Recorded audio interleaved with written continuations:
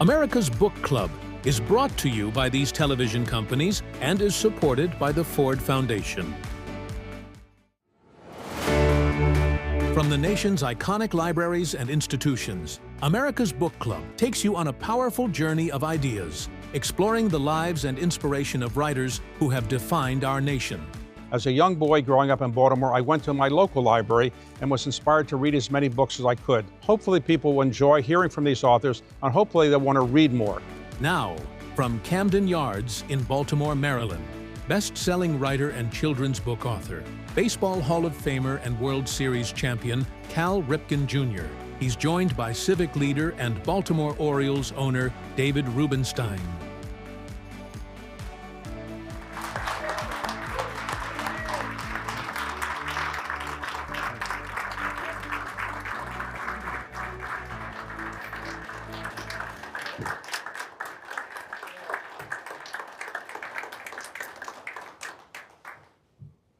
Cal, I want to thank you very much for taking the time to let us have a conversation about your remarkable career as a writer as well as a baseball player.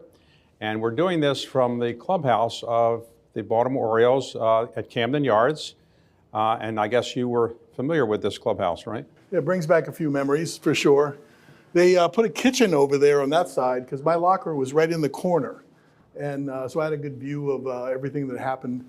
And there was a little door over there that I had a key to. So I had my own private entrance into this clubhouse. But yeah, many great memories in here. Mostly, we just had the 30th anniversary of I know, we're going to talk about that. 31. There was a lot of memories from that right inside of here. Ben McDonald had his camera, on me like every step of the way. And I said, you might want to let me get dressed first and take that camera off of me.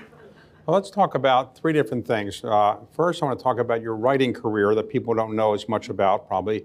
Then your baseball career, and then we're going to talk about what you're doing since you retired from baseball. Yeah. Okay?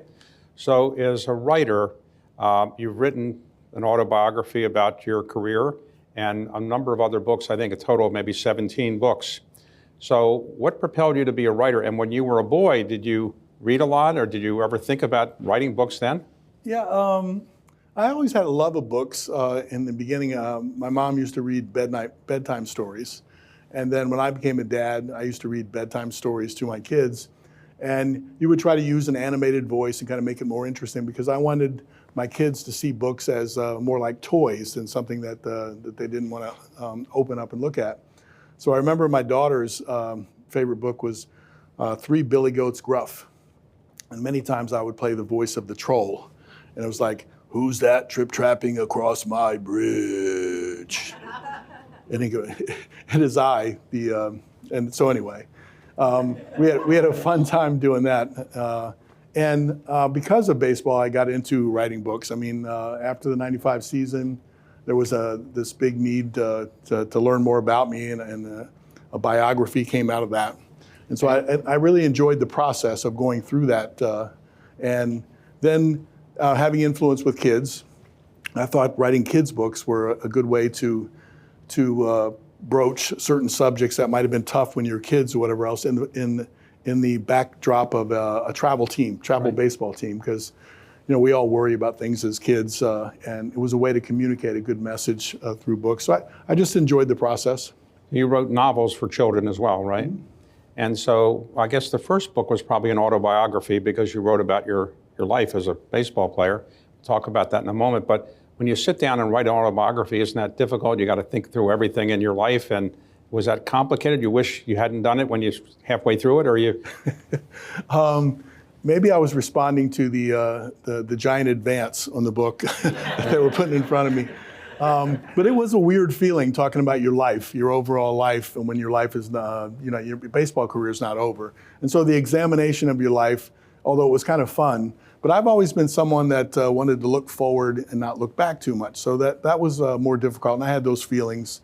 But in the end, it was a good examination of your life, and to get some of those things down, it made me feel like you had accomplished something, you did something right in your life. But really, quite frankly, I felt like I was so young.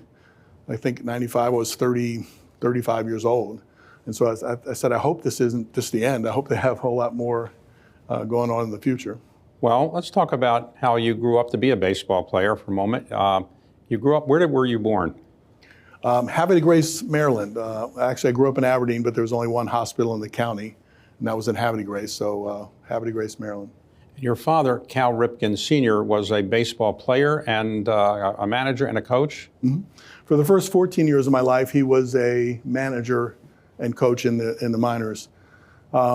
He had a 3 or 4 year period as a catcher, and then he got hurt. He got hit with 2 foul balls in his right arm, his throwing arm, and his arm went dead.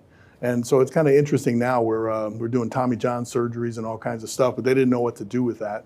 And he couldn't throw for a while, so they offered him a player manager position. And then after his arm started to come back, he felt that he was away a little bit too much. But he discovered that he was really good. If I can't get to the big leagues, maybe I can help other people get to the big leagues. And he was a very good teacher, very good manager, was really good with people, good developer of talent. So when your father is a baseball manager, does that mean you're going to be a good baseball player because he's putting time into helping you? Or were you not a natural athlete, or were you a natural athlete? I mean, I had some skills, yeah, ultimately. But most people thought that your dad was in professional baseball and that he just drilled you and trained you and made you into the baseball player. But the actual truth is not.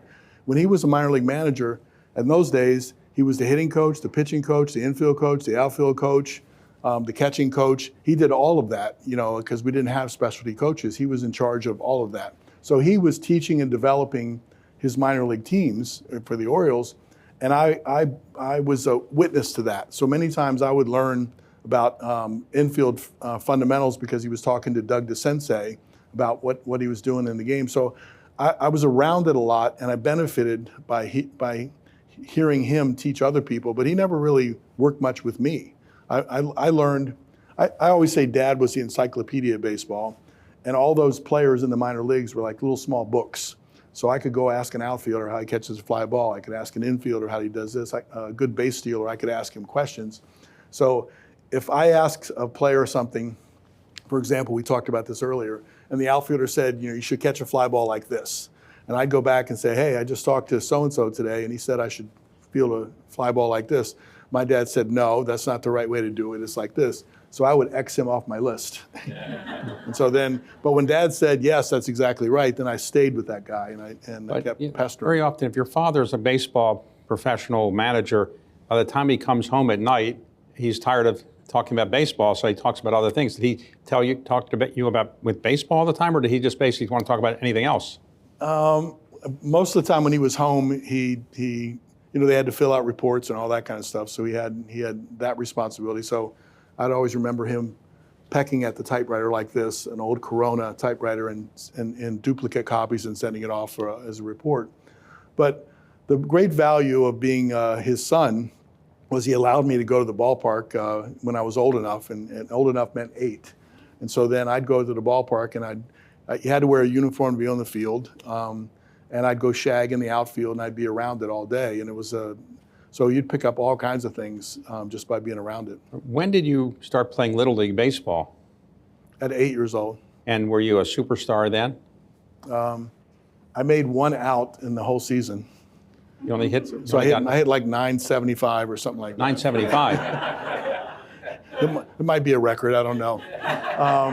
I was good from the beginning, yes, 8, 9, 10. So you played in high school as well? Yep. And were you a superstar in high school? I made the varsity as a freshman, and I remember I was 5'7", 128, because as a second baseman, I made it as a second baseman, not a shortstop, because I physically couldn't throw the ball consistently from shortstop to first base. But I made it as a second baseman. I could field and throw, and I batted 9th. And I led the team in sacrifice bunts, and I hit 128, I think. But I remember I was 5'7", 128, because after I made the team, they said as a ritual, everybody gets weighed in, and they get, so I was the first one to jump up on the scale. And they called out my height, 5'7", 128, and everybody burst out laughing. So it was one of those initiation kind of things, which I hated them for. Well, when you were a freshman, but when you became a senior, you must have been pretty good. By the time I started to get some size on me, by a junior year, I was scouts were looking at me to, they were looking at me as a pitcher. I started pitching in high school as well. You were a pitcher. So I was drafted as a pitcher / shortstop. Yeah. So I went out for my high school junior varsity, and after the tryouts, I thought I was pretty good. And the manager or the coach came and said, "We'd like you to really stay with the team." That's great, but we want you to be the manager. I said, "Geez, I don't know if I'm really ready to be the manager." I didn't realize that meant getting the equipment and bringing all the equipment back. It wasn't playing, so I gave up. But you didn't have that problem. No. Although the coach that was coaching the team tells a story. I was with him a couple times, whereas I heard that this Ripken kid is coming up. He's going to be the savior for our team and all that kind of stuff. And I came up. I didn't know where to be, and I was shy and nervous and all that kind of stuff. And I pulled on his coat, got his attention, and with a squeaky voice, I said, "Coach, where am I supposed to be?" And he said, "Well, what's your name?" And I told him my name. And so he pointed me over to another field, and he goes, "That's my savior." So. Well, you were drafted as a major league in the major leagues in the second round. Mm-hmm. Did you ever ask somebody why they didn't draft you in the first round? No. Were you disappointed to be drafted in the second round, or you were happy to be drafted in the second round? I was happy. The scouts tell you at the time, they get their cross-checkers in, and they're thinking about drafting you high in the draft. I was told by many different people that I had a chance to go number one on their list, right, as a pitcher. And down deep inside, I really wanted to be a regular player, to be considered as that. But every time they came to see me play, I pitched, and I did really well. I struck out 17 out of the 21 guys in my state championship game. And so when the draft came around, right there I was thinking, okay, they told me I might be number one, I might not be number one. But it wasn't like it is today where you see the draft or it's an event. It just happened, and then my mom comes to school, like at lunchtime, and said that you've been drafted by the Orioles in the second round. So that's how I found out. So in those days, you didn't think about being like an Ohtani person who pitches and plays full time. They didn't think of that in those days. They didn't think of that. I would have loved to do that, but I was forced to make a choice. And it was really interesting. My dad played a diplomatic role in this because he knew that the Orioles were interested in pitching and as an infielder. And he, in the meeting with Hank Peters, and Earl Weaver was in that meeting, he said, because Earl Weaver got a chance to see me play a little bit down at the in Memorial Stadium, take batting practice, and he saw, that I had some skills. And so my dad said, we've had a couple of people like this in our minor league system before. And if we start them out as a pitcher and they don't make it, it's really hard to go back that way. If we start him out as a regular player and he doesn't make it as a regular player, we're wrong about him going. We can always have a chance to go back, and we've had success turning them into pitchers. So that gave me a chance to say, and it's ironic the way my career turned out. They asked me, Hank Peters said, "What do you want to do, Cal?" And I said, well, a pitcher only gets to play 1 out of every 5 days. I want to play every day. And, so you went to the minor leagues, or the Orioles minor leagues, mm-hmm, and you played as a third baseman or shortstop? Shortstop. Shortstop initially, okay. And for most shortstops were short, actually, and very quick, and they weren't seen as big hitters. You were 6'4", and a pretty good hitter. You were breaking the mold, weren't you, for shortstops? As it turned out, I was, but I was 6'2", 180, so I was built more like Mark Belanger at the time. As a 17-year-old, I got drafted as a 17-year-old, went away and played. Then I started getting my size. I was a late bloomer, and in the height of my heyday, I was 6'4" and 3/4, and I played at 225. But so if you build a bridge from 180 to 225, I was roughly maybe putting 10 pounds on. When I got called to the big leagues, I was probably 210. Okay, so how do you do in the minor leagues? Do people say this is the next greatest player of all time, or what? Well, in my first year, I made 32 errors in 64 games, which is not good. And I didn't hit a home run in any of the games for my 64 games. So then I went to the Instructional League, started to get my feet on the ground a little bit, then went to A-ball, and I didn't hit a home run for the first half of that season. So I went 2 years in the season and a half in pro ball, and I haven't hit a home run yet. My first home run was in the 12th inning to break a 0-0 tie. And I hit a home run to left field, and we won the game. We ended up winning the game 1-0. But right after I hit the home run, the light transformer blew. And we were in the top of the 12th. And if we couldn't get the game started again, the game would revert back to the inning before. And so I would lose my home run. So I was sitting there thinking, we got to play this game no matter what. We got to put the cars out, turn the headlights on, whatever we have to do to get this game. They fixed the transformer, and we ended up winning the game. But then after I hit that first home run, I started to get it.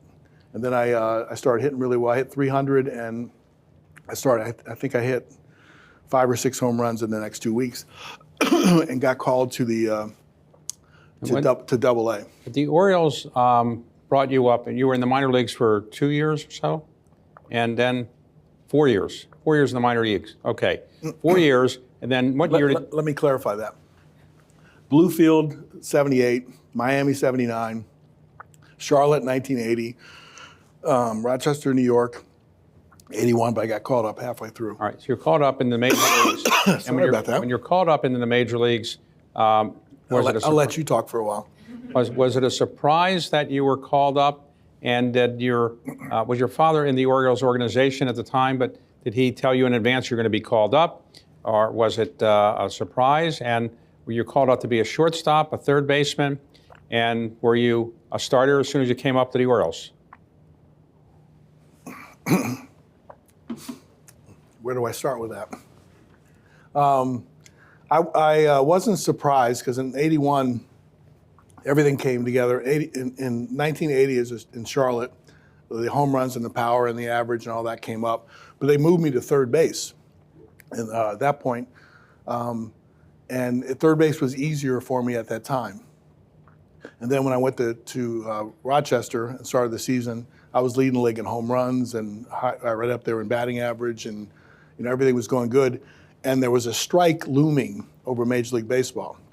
So we had an injury to one of the players in the big leagues, and there was rumor that I was going to get called up then. But if I got called up then and then there was a strike or a work stoppage, then I'd be frozen. I couldn't play. So they didn't bring me up at that point. So I continued to play. Then there was a strike, and then so that went on for a couple months. And as soon as the strike was over, they expanded the roster and they called me up. I was super excited. You go. What year was that? It was 1981, a month before my 21st birthday. So I got the big leagues before my 21st birthday. The Orioles have what is probably the greatest third baseman in history, Brooks Robinson, certainly the greatest fielding third baseman, maybe the greatest third baseman. Did you say, I don't want to be a third baseman? He's already got the greatest one. So when did they decide that you should not be playing third base? Well, Earl Weaver made that decision after I got my feet on the ground in my rookie year in '82. He wasn't happy with what was happening with our shortstops. They had traded the third baseman away, Doug DeSense, in the offseason that particular year to make room for me. And Earl wasn't happy, so one day I came into the ballpark. If you walked in the clubhouse, you see maybe the lineups are up on the board. I looked up on the board, and there was a 6 next to my name instead of a 5. So 5 means third, 6 means shortstop. And I thought Earl just made a mistake, that he put the wrong number down, because nobody told me anything about going to shortstop. So he calls me into his office and said, I'm going to play you at shortstop tonight. And he said, so here's what I want you to do. He said, if the ball's hit to you, I want you to catch it. And he goes, after you catch it, I want you to get a good grip on it and then make a good throw to first base. If he's safe, he's still only on first base. So, and I'm going, that's what I need to do. But it was his way of saying, don't try to do more than you can. If you complicate it by throwing the ball away, then you got a guy on second base, that kind of thing. And that's how he approached it. And when I went to shortstop, I looked to Rich Dower, who was an 8 or 9 year veteran at the time, second baseman. I go, you're going to call the steal coverages and all the plays. And he goes, no, that's you. And so there was a lot of responsibility threw on me right away. And I liked that. And so I started to take charge, and it worked out really well. All right, but you were voted the American League Rookie of the Year, right? So did that surprise you? Of all the rookies, you were the number 1? In the first month of the season, I mean, I was 3 for 5 opening day with a home run and a double, and we won big on opening day. And so you thought that you arrived. And then I was 4 from an X63. So that makes it, if you had 7 for 68 is just a little over 100, your batting average. And Earl Weaver kept telling me, I'm not going to send you down, I'm not going to send you down, I'm not going to send you down. And he stuck with me. And so maybe I saw an empathetic side of Earl Weaver that most people didn't. He kind of put your arm around you and said, it's going to be okay. And sure enough, it was okay. And then I caught fire and I started putting up big numbers. And there was 2 other rookies that year, both from Minnesota, Ken Herbick and Gary Gaetti, that had 27 home runs. And Ken Herbick made the All-Star team in his rookie year, which I didn't. And so he ended up hitting 300, but I ended up having more home runs and more RBIs than they did. So I got the Rookie of the Year. Let's talk about your total career. You played how many years in the major leagues? 21? 21, yeah. 21 years. And 19 of those years you were an All-Star. All-Star, 19 years, that's a lot. And if you just forget the streak for a moment, we'll talk about that. Just look at your statistics over 21 years. You were voted the Major League, the American League Most Valuable Player twice. 19 times you're on the All-Star team. You hit 3,184 hits, which is a lot of hits. And home runs, I think about 431 home runs, pretty good. And you are a Golden Glove winner twice. So if you had never had the streak, you would have been in the Hall of Fame just for those statistics, almost certainly, right? Yeah. I would say. You don't have to agree, but I would have say voted for myself. Yes, okay. All right, but then you have the streak. The whole streak, for those who aren't baseball fans, there was a famous baseball player named Wally Pipp. Wally Pipp was the first baseman for the New York Yankees. He didn't feel well that one day. He decided to step down and not play one day. And they substituted him with a guy named Lou Gehrig. And Lou Gehrig then played 2,130 games in a row, and Wally Pipp never was heard from again. Your father used to tell you that you should always not, if you're not feeling well, don't sit down, play the game. So you broke that record. The people thought the unbreakable record in baseball was Lou Gehrig's 2,130 games in a row without missing a game. You, in 1995, you broke the record. 2,130 games you had played. Then when the 2,131st game was coming, it was a national event, and the President of the United States, Bill Clinton, came to the stadium. It was televised nationally. And then what was it like? A game is official after 4.5 innings. So after 4.5 innings, you have broken the record you've played. So what was it like when the fans are cheering, everybody's telling you this is the greatest thing that's ever happened in baseball? What was it like emotionally to kind of be in the field then? It's one of those experiences that you have in life where you don't think it's happening to you. Like you're watching it from, you're watching yourself do it. And when you mentioned Bill Clinton came to 2130 and 2131. He was in this clubhouse right here. Al Gore was there. It was a very ceremonial sort of the closest thing that we had was like opening day or maybe the World Series atmosphere that is there. It was all right here. And so once the game became official, I didn't know about 2 weeks before they started having the numbers on the warehouse. And when the game became official, then that's when they dropped the banner. And they started playing John Tesh's music, whatever else, and I kept thinking, what's going on? And then I realized what was happening. And it started to build the emotion up till the last drop on the thing. So when it happened officially, 4.5 innings, we were leading in the game. So their team had a chance to bat 5 times. And when I came, everybody congratulated you, and then there was a standing ovation or clapping for like 21, 22 straight minutes. And then in the meantime, you're kind of saying thank you to everyone, and then going back in, and then still clapping, and you feel like you got to be pushed out there for another curtain the players call. Pushed you onto the field. Then you say yes again, and I was trying to communicate was, hey, I love this, and I'll celebrate all you want after the game's over. It's not kind of fair to the other guys to keep playing, but they kept clapping. And then Bobby Bowe and Rafael Palmeiro, when I came out one of the times, they pushed me down the line, and Rafael said, "You're going to have to take a lap around this ballpark to get the game started again." And I went, "I'm not doing that." And then when I went down there to do it, then the celebration turned, almost 50,000 strong to one-on-one. And so you could shake everyone's hands as you went down, and it became really meaningful. And so I was really worried about getting the game started, but once I started a little bit down the line, shaking people's hands and looking at them. I said I could care less if we ever finish this game again. Okay, so now most people would say if you broke the record of Lou Gehrig, the unbreakable record, 2,131 games, you can call it a day. You went and played another couple years without missing a game. You went ultimately 2,632 games. Yeah. 2,632 games, 17 years without missing a game. And many of those years, you didn't miss an inning. So how did you do that when today players, if they get an ingrown toenail or something, they they don't play? I mean, how did you do that? Didn't you have injuries? Didn't you break anything? Yeah, all of that. I played through a herniated disc after the record was broken. But I guess you wanted to prove that it wasn't about the record. I never intended to break the record. I mean, if you gave me a wish, I would say I want more hits than Pete Rose. I want more homers than Hank Aaron. I never thought about, being the guy that's known for just grinding away. It was an honor to consider to be an everyday player. And an everyday player at that time was considered every day. And I learned the lesson in my first year. We didn't make the playoffs by one game. We lost the last game of the season to Milwaukee. And we got off to a slow start, and then we came on strong, and we just couldn't quite get there. It was a really exciting series in Memorial Stadium. And we watched the Milwaukee Brewers celebrate. They ultimately went on to the World Series in that year.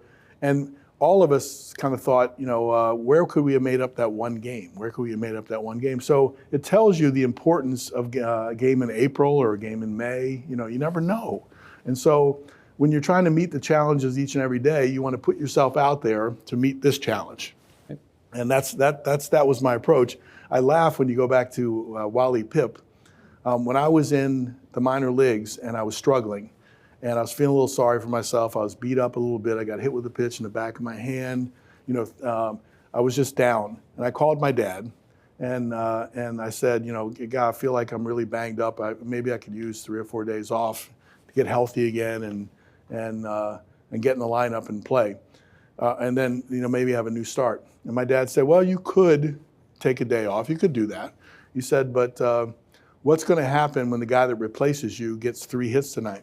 What do you think the manager's going to do tomorrow? And he said he's going to play that guy. And he said, what happens if he gets a couple more hits that next day or whatever else? And I go, yeah, that could happen. He said, don't let that guy get 3 hits. So your father mentioned Wally Pipp. Yeah, I mean, that was the logic of Wally Pipp. Yeah. Let me ask you. You played all those consecutive games, 17 years in a row, but you could have played a consecutive game, but playing 1 or 2 innings and just say, okay, I've done 2 innings, 3 innings. Why did you play every single inning? Well, I mean, it wasn't, again, to me, it wasn't about the record. It wasn't about, and when I was playing early, what you're referring to is that the first part of that streak, the first 5 years, I played every inning of every game. Right. And so the logic there was when you're learning how to play and you're getting better each year and you're kind of figuring out, how do you hit and the matchups. When you're swinging well, you don't want to come out of a lopsided game. You don't want to come out of a game, you want to get that last at bat, you want to keep it going for tomorrow. And if you weren't swinging the bat really well and you wanted to figure out, some of those games that are lopsided, you can actually try something in the game that's going to help you tomorrow. So I always had that theory that there's no real benefit from coming out for a few innings. This year, the Orioles celebrated the 30th anniversary of the streak. What was it like going out on the Camden Yards, and you had some of the players with whom you had played and some of the ones who had pushed you out of the in the dugout 30 years earlier? What was it like to relive that 30 years later? So I've never been someone for reunions and that sort of thing. As I said earlier, I was thinking of looking forward. And so when 30-year anniversary comes up, that's a long time, it's a big deal, but nothing else has been accomplished. It's like you accomplished that 30 years ago. And I was kind of thinking, okay. And I wasn't crazy about the concept. The Orioles did such a good job there. And I think that I came to understand that it's okay to look back. And especially, it's not necessarily the event itself. It's, even though we celebrated the event, it was like, who do you have those experiences with? So it turned out the people. So the people, when I really wasn't close to Rafael Palmeiro. His locker was over there. We played together for a while. Bobby Bowe was a little bit more. We were more friends. But in that moment, I really liked seeing Rafael Palmeiro come back, and Bobby Bowe, and it kind of put us back in that spot, in that moment, so that we staged at the 5th inning or four and a half or whatever else we staged, that we would go out there, and they kind of gave me the push down the line just to remember that. And so it made me realize it's okay to look back. It's okay to remember. But the important part about it is it's not like you're just celebrating something you did. It's something you experienced with other people. And that This made it time, though, special. you didn't run around. No. It drove you around. No, I was particularly sensitive to the guys that are playing now. The Dodgers that night, if you remember, Yamamoto had a no-hitter with 2 outs in the 8th, and so it was good to remember, but I didn't want to impact the game negatively in that sort of way. And I don't know if I could have ran around the stadium or not. So today, players who have your kind of statistics are paid a lot of money. The most famous one is probably Ohtani. He's got a $700 million contract, something like that. And today, you would probably, with your statistics, maybe get a $1 billion contract. So do you ever look back and say, well, I maybe should have played in the free agency world, but you never went into free agency. You stayed with the Orioles your entire career. Have you ever thought the world has changed so much that if you had gone to free agency, you would have made a lot more money? Any regrets about staying with the Orioles your entire career and not making as much money as Ohtani and the others? No, I mean, I always had a feel, Brooks Robinson was my hero, and I think the most he ever made in a year was like $100,000. My first year in the big leagues, I made $40,000.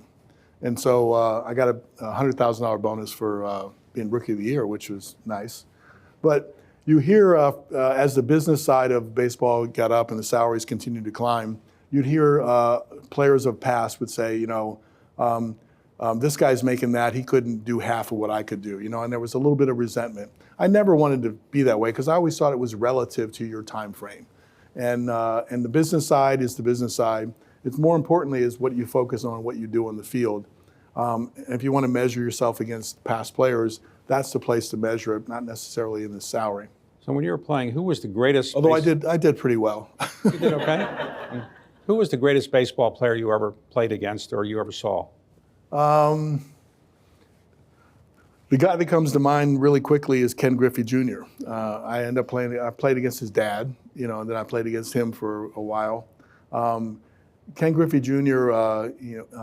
Had this smile on his face, and he enjoyed every aspect of what he did. And there wasn't anything on the baseball field that I didn't think he could do. I mean, he could run, he could throw, he covered out to center field, he could hit with clutch, he hit with power. You didn't want to see him anywhere near the lineup when you didn't want to see him in a matchup when you had the game on the line for sure. So I just thought that he was most physically blessed, and I've got to know him better now. Like in our post-playing career, we go to the Hall of Fame each year. Everybody comes back for the Hall of Fame to celebrate the new inductees, and he's one of my favorite people to sit down and talk to. And he has a quiet confidence. He doesn't have this giant ego that said I'm the. He came to the 30th anniversary celebration. Oh, yeah, I did. To honor you. And who was the toughest pitcher you ever faced? I think all the number ones were tough. Randy, Roger Clemens, Pedro Martinez, Nolan Ryan, but the one guy that gave me sort of fits in the beginning was Goose Gossage. Goose Gossage was the closer for the Yankees. At that time, our radar guns were slower and all that kind of stuff, and he was hitting 100 plus on our slow radar guns. And it looked like he didn't know where the ball was going sometimes, and he looked like he didn't care. And so if you got, and I remember watching the World Series the year before I faced him, and he ended up hitting Ron Cey, the Dodgers third baseman, in the head, and they took Ron Cey off the field, and it looked like, he was sort of crazy, and he kind of was happy he did it. So when I batted against him for the first time, I couldn't take that image out of my mind. So I kept stepping in the bucket. You can't hit when you think you might get hit. You got to put that totally out of your mind. But I kept thinking, is it coming at me? No. Is it coming at me? No.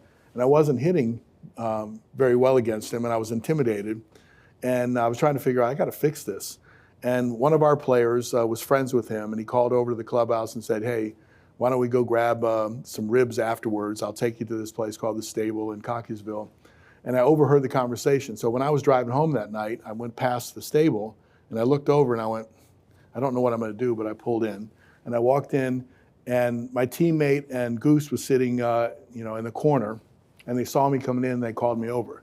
So I ended up drinking beer with him and eating ribs with him and getting to know him. And you find out he's a good guy. It totally took the intimidation factor away. So I think I was 4 for my next 5 off of him. So in baseball, you can get into the Hall of Fame 5 years after you retire. The only exception, I think, was maybe Sandy Koufax. Maybe it was shorter than that, but 5 years typically. And so you got elected to the Hall of Fame, no surprise. But one person did not vote for you. Who was that person who didn't think you were eligible or deserved to be in the Hall of Fame? You ever figured that out? No. I thought you were going to say, did you put a contract out on him? Or did you just, I thought you were leading me in a different direction. I think in that particular year, when I was voted in at the time, I had the highest percentage of votes going into the Hall of Fame. And so I could hold on to that for a year. And evidently, I think there was 4 or 5 people on the ballot out of 400 or some writers that write on it that didn't fill out. They filled out a blank ballot in protest of like the steroid era. And I'm thinking, Tony Gwynn and me are going into the Hall of Fame. Where does steroids come into the mix on that? And so when you didn't vote at all, then it was considered a negative vote against you. So, but that didn't matter to me. I mean, I don't necessarily understand first ballot Hall of Famers, or like you're on the ballot for a while and now you get put on like 8 years later and you haven't done anything. You haven't done anything more than you did before. You're either a Hall of Famer or you're not. Well, you mentioned steroids. In the era you played, there were some players who were accused of using steroids. Some admitted, some have not. Nobody ever said you did anything improper at all. But did you realize that some people you were playing against might be using some things that might enhance their ability to play? And how did you avoid the temptation to ever try that? I think, in hindsight, after some of the stories come out, you can kind of go back in your mind and think, oh, yeah, I should have picked up on that. There were a few people, I think, that were more obvious, and you thought, how do you make those kind of gains in the off season? I'm working out like crazy and I'm not making those gains then. So I could say I was suspicious, but you never really know. And I think the people that were in on it, you can go look back and now that people have admitted it, you can kind of look at who by association might have been involved too. But at the time, I didn't think much about it, and it was never a temptation for me. The challenge of being a professional athlete is that your career as a professional athlete is generally over in your mid to late 30s, maybe early 40s in some cases. But in my profession or the business world, you're just getting started really in your late 30s, early 40s or so forth. So when you're retiring at what age did you retire at? 41. 41, all right. 41, you have to start your whole life over again. What did you decide to do? You're not a professional baseball player. Did you want to be an announcer, a manager, a coach? What did you want to do? I didn't really have any aspirations of being an announcer. I thought about it for a second, staying in baseball, in some capacity, whether you're a coach or whether you aspire to be a manager in some way, or even in the front office. But because I grew up in baseball, where my dad was in professional baseball and in the minor leagues, he was actually gone more than you are in the big leagues. I thought about, my kids were 8 and 12 when I retired. And I kept thinking the grind of the baseball season takes you away all the time. I want to be there for their, as I get them through high school, and maybe I'll think of something. So I was there. I packed lunches, took them to school. I did all kinds of stuff. Packed lunches? Oh, yeah. You're the Hall of Famer, you're packing lunches? I was pretty good at it, too. But I enjoyed the ride to and from school, picking them up. Special time you get to spend. And maybe it was because when I was a kid, we had 4 of us, 4 kids in our family, my sister and then me and then two brothers. Trying to fight for time with your dad, individual time with your dad. I learned really early. My dad did these clinics every Saturday morning, and he would come to me like 7 o'clock in the morning and tap me on my knee and say, "Do you want to go with Dad today?" And I was thinking, clinics are kind of boring and I got to sit down and listen to people talk all that time.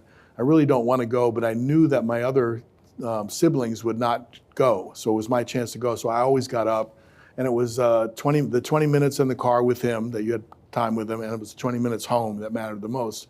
So that's how I looked at it with my kids, is I cherished those times, and they were valuable to me, and I wanted to do that with my kids. So I knew that maybe my opportunities to stay in baseball.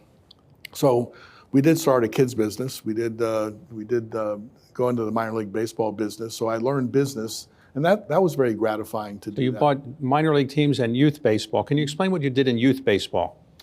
Yeah, we first thought Billy and I, and this was a little bit more philanthropic, as a start, but we realized that we didn't have enough money to keep doing that. It had to actually make business sense. But we knew we had the encyclopedia of baseball as a dad, and we said most kids don't have that. So we wanted to actually provide instruction, camps, and those sorts of things, and then provide a tournament environment. And the tournament environment, we knew what it felt like to play in the big leagues in Fenway Park and Yankee Stadium, and the different venues really enhanced your experience as a baseball player. So we wanted to bring that down to the level of kids. So we had our version of Fenway Park and Yankee Stadium and Wrigley Field, so they could enjoy the experience of playing and then learn how to do that. Now, ultimately, we built a really good tournament business, and travel teams and all that kind of came through. We built other complexes and those sorts of things.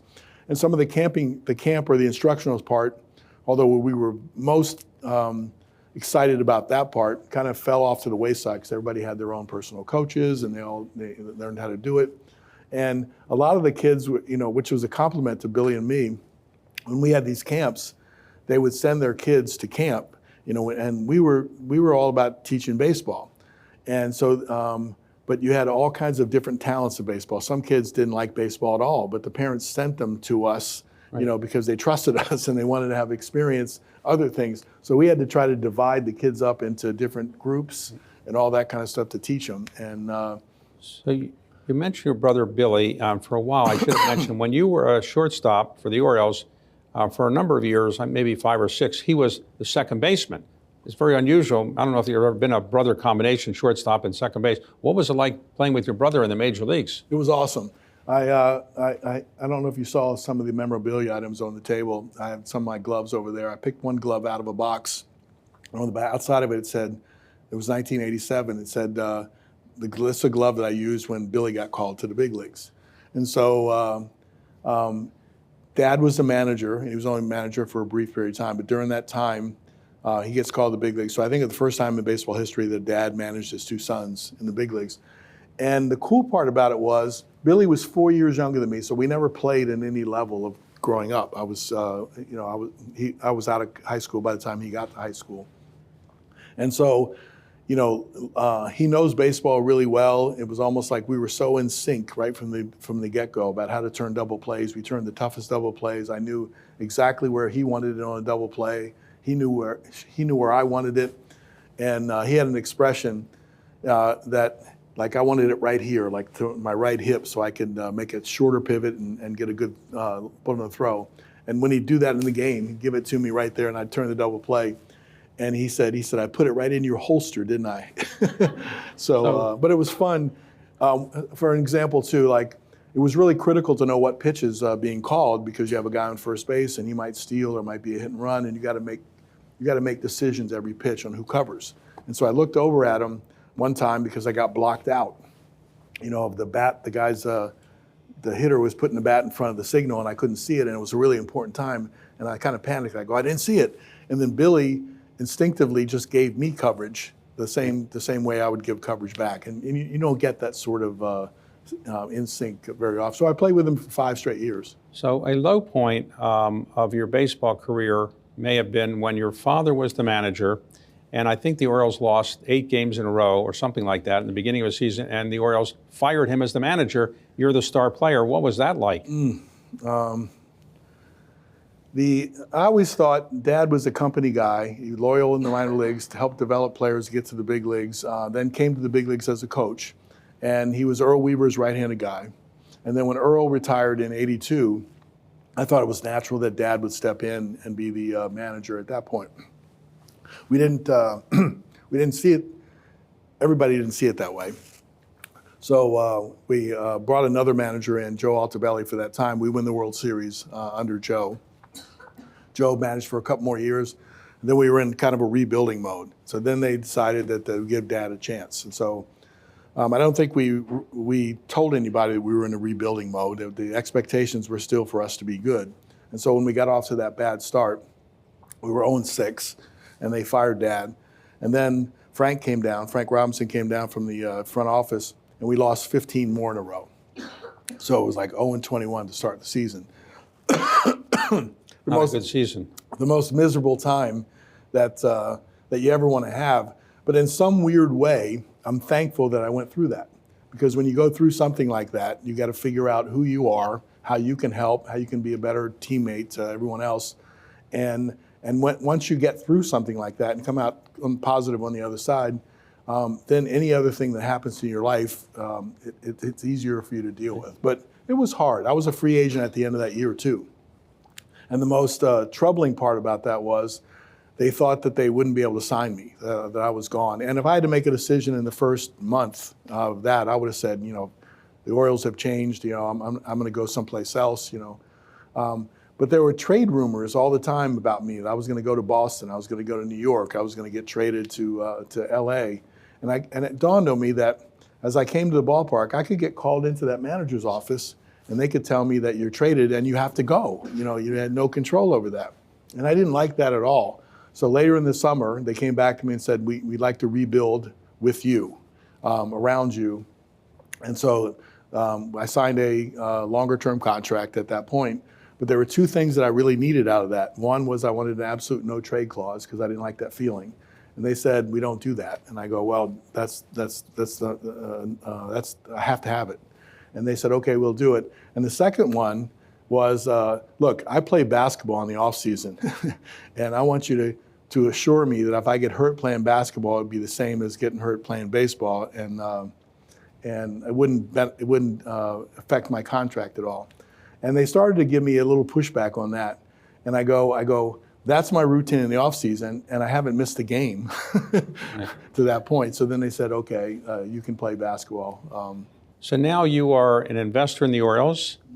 You are an advisor to the Orioles, and you go to spring training, and every game almost you're right behind home plate watching the game. So after all these years, you don't get tired of baseball? No, I mean, in my life, maybe I'll give context to my life. Right before COVID, I had a bout with prostate cancer. And then I got the prostate out and everything's fine, so don't worry. I'm the lucky ones that found it early.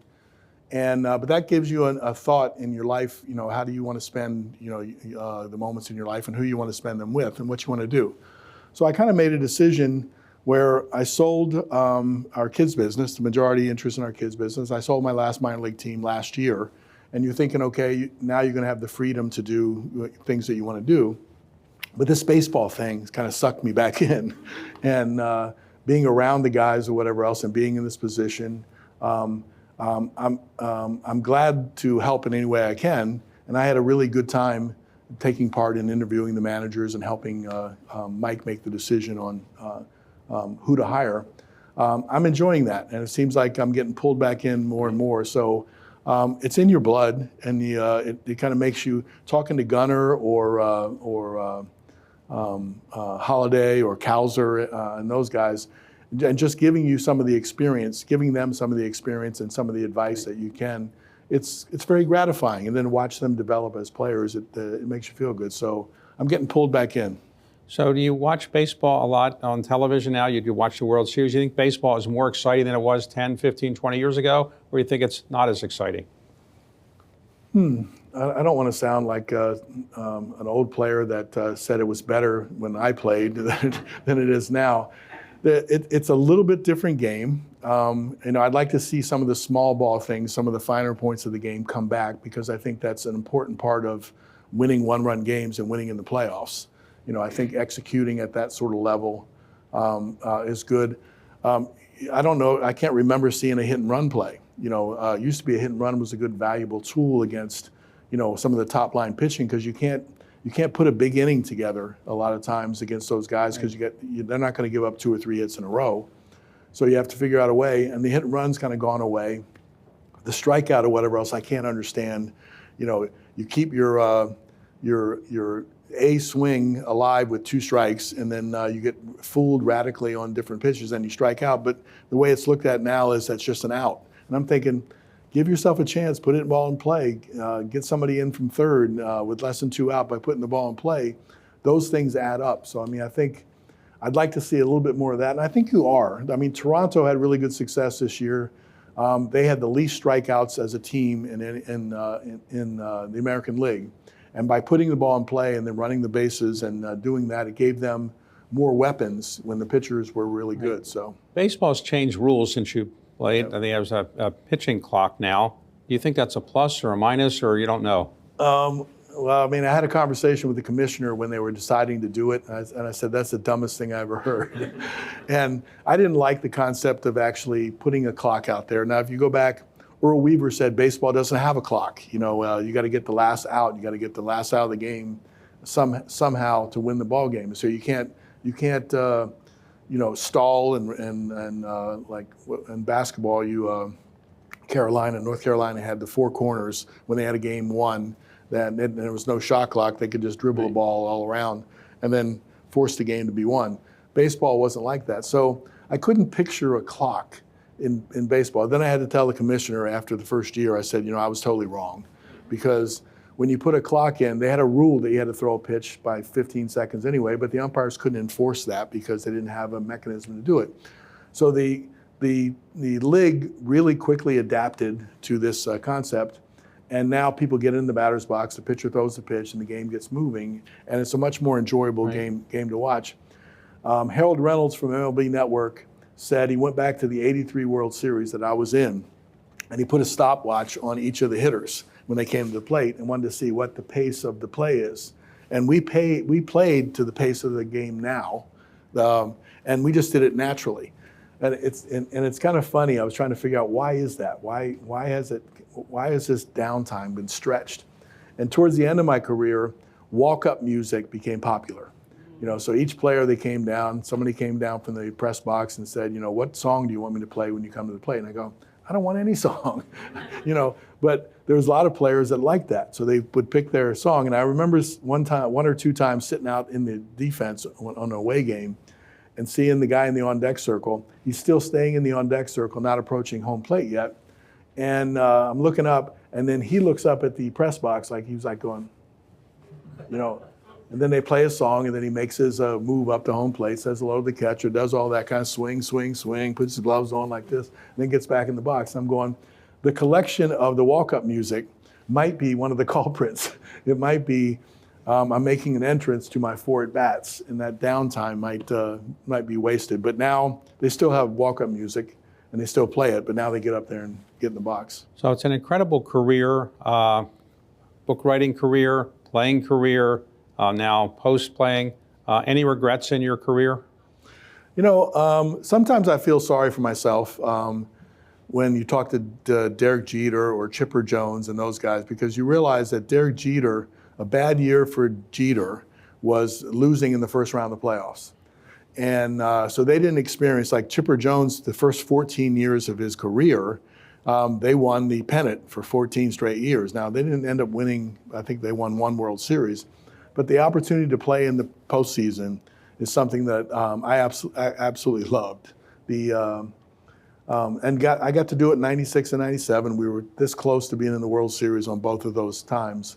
But that's what you play the game for, is you play the game to get to that point and then compete in that environment. And so I didn't get to do it as much as I want to. So if I would rewrite my story a little bit, I'd say I want to be in the playoffs more. I want to get a chance to win that World Series. You won the World Series, I won it in my second year. And then you thought that would happen again, you know, and it's hard, you know, to get back to the World Series. And we were close a couple times, but that's why you play the game. I wish that I could do Incredible that. career. Thank you very much for being a great supporter of the Orioles and being a great role model for people who care about baseball and care about professional athletes and care about people being decent who are role models. Thank you. Thanks. My pleasure. Thank you. Thank you. After the interview, Cal Ripken Jr. and David Rubenstein toured the Orioles' Camden Yards Stadium and viewed memorabilia from Ripken's legendary career. None of these marks were mine. Oh, okay. None of those. Oh, wow. Wow, looks different. I told you the story about my seats, didn't I? Yeah, but you have the best seats, right? My dad, there were manager seats in Memorial Stadium. They fired Dad after 6 games. And the ticket manager came back and said, "Can you get the tickets back from your dad?" And I go, "No, but I've been asking you to buy tickets for some time now. How about I buy those seats?" And they let you do that. And they let them buy them. So I've been a season ticket holder since 1988. This is the batting That's cage. where I spent a lot of time in here. So, This is where you spend the majority of your time. so This is much brighter than the days that I was in here. well, they need all the help I guess they can get. But, so, well, Nothing like a big league ball. Yeah, want to go out and have a pitch? No. I've been in there a couple times, and they have a couple players or pitchers that can throw the ball at 3 and 4 miles an hour, which is my speed. This was, I think, this was the home run bat in the '91 All-Star game. I think I can take this one out. Right. And so sometimes I would just put a piece of tape on it and then write on it, which looks like I did, and it's lasted all these years. It's broken, and I didn't break it on the home run in the All-Star game. It was a bat that I was using, and this particular year might have been my best offensive year. I was hitting .349 at the break, and I took this bat in. The bat probably lasted 2 weeks or so. I was really hot, and so I broke it sometime after the All-Star game. You have a lot of nicks in it. That didn't bother you, having all these nicks in it? So you're very observant. This comes from hitting the cleats on the bottom of my shoe. Oh, I see. And many times, the deeper ones represented, I didn't agree with the umpire. Oh, okay. And it was my way of taking some frustration out on the bat. But when you see a bat with this many marks, you know it had a pretty good lifespan. It was probably at least 2 weeks. See more with Cal Ripken Jr. at the Orioles' Camden Yards Stadium at cspan.org/abc and C-SPAN's YouTube page.